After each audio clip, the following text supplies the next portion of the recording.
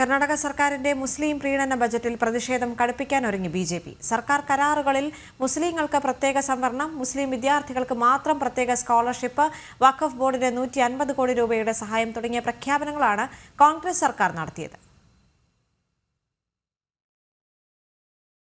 ഹലാൽ budget എന്നാണ് കർണാടകയിൽ സിദ്ധരാമയ്യ സർക്കാരിന്റെ ബജറ്റിനെ ബിജെപി വിശേഷിപ്പിച്ചത്.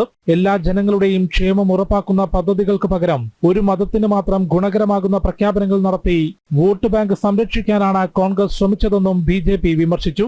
സർക്കാർ കരാറുകളിൽ മുസ്ലിമുകൾക്ക് പ്രത്യേക സംവരണം, മുസ്ലിം വിവാഹങ്ങൾക്ക് 50,000 രൂപ ധനസഹായം, മുസ്ലിം വിദ്യാർത്ഥികൾക്ക് മാത്രം പ്രത്യേക സ്കോളർഷിപ്പ്, മുസ്ലിം വിദ്യാർത്ഥികൾക്ക് നൽകുന്ന നാഷണൽ ഫോറിൻ സ്റ്റുഡന്റ് സ്കോളർഷിപ്പ് തുക 20 ലക്ഷം രൂപയിൽ നിന്ന് 30 ലക്ഷം രൂപയായി ഉയർത്തും, വഖഫ് സ്ഥാപനങ്ങളുടെ പരിപാലനത്തിന് 150 കോടി രൂപയുടെ സഹായം, ബംഗളൂരുവിലെ ഹജ്ജ് ഭവന്റെ വിപുലീകരണം, കർണാടക എക്സാമിനേഷൻ അതോറിറ്റിക്ക് കീഴിൽ മുസ്ലിം വിദ്യാർത്ഥികൾക്ക് മാത്രം 50% ഫീസ് ഇളവ് തുടങ്ങിയ പ്രഖ്യാപനങ്ങളാണ് കോൺഗ്രസ് ബജറ്റിൽ നടത്തിയത്.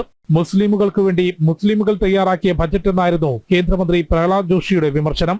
Is for Muslims, by Muslims and to Muslims.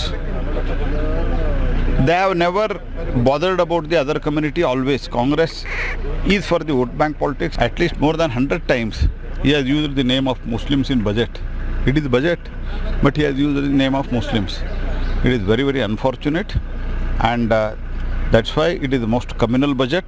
സാമ്പത്തികമായി പിന്നാക്കം നിൽക്കുന്നവർക്കും സാധാരണക്കാർക്കും ക്ഷേമ പദ്ധതികൾ ഒന്നും പ്രഖ്യാപിക്കാതെ ഒരു മതവിഭാഗത്തെ മാത്രം കൂടെ നിർത്താനാണ് സിദ്ധരാമയ്യ സർക്കാർ ശ്രമിക്കുന്നതെന്ന വിമർശനവും ശക്തമാണ്. കൂടാതെ സംസ്ഥാനം കടുത്ത സാമ്പത്തിക പ്രതിസന്ധിയിലേക്ക് പോകുമ്പോഴും വഖഫ് ബോർഡിനുൾപ്പെടെ കൂടുതൽ പണം നൽകുന്നത് പ്രതിസന്ധി രൂക്ഷമാക്കുമെന്നും രാഷ്ട്രീയ നിരീക്ഷകർ ചൂണ്ടിക്കാട്ടി.